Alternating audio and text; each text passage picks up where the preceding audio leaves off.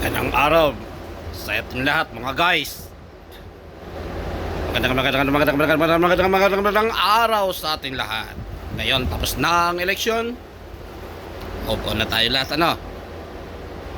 Nasabi na natin ng lahat ng mga komento, nasa loobin.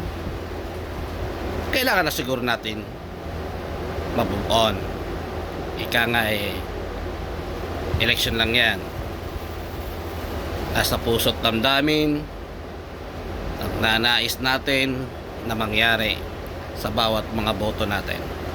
Tandaan, tayong mga Pilipino, palagi ang pag-uugali ay hindi nawawala.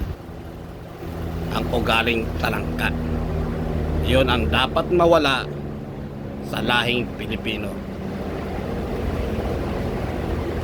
Peace.